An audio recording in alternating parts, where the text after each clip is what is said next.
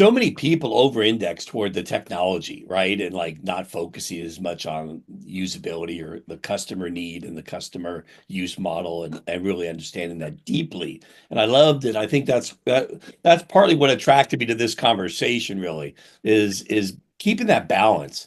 Yes, it's great to build technology that's going to create this huge differentiation for the marketplace, and this great moat for yourself as a company. But ultimately, if you don't really understand how it's going to be, how this technology is going to be implemented, used, and how it's going to be evaluated, you're missing a big part of the overall solution.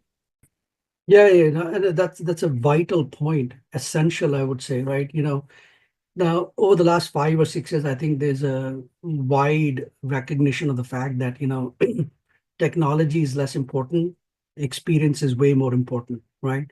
Even in enterprise software, experience has taken over the key role in both in terms of, customer acquisition, retention, but also adoption of the technology, right? So I cannot but agree 100% with you that experience is most important. But the key thing is experience is not just, UX design, right? Experience is the deep understanding of how people embrace stuff, right? So it again boils down to getting deeper into the understanding of how a customer wants to create value for themselves and their own customers, right? And that comes with the practice of truly understanding your own customer, right? So I'll give you an example. So we were building the world's first, privacy company. This is a while back.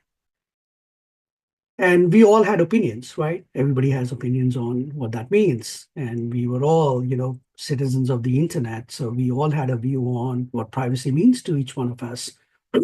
But it is only after talking to real customers did we really understand that privacy is not about keeping your data private.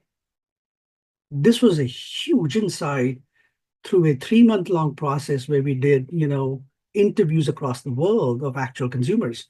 And regardless of cultures, we did it in 14 different countries, all of Europe, North America, some Asian countries as well.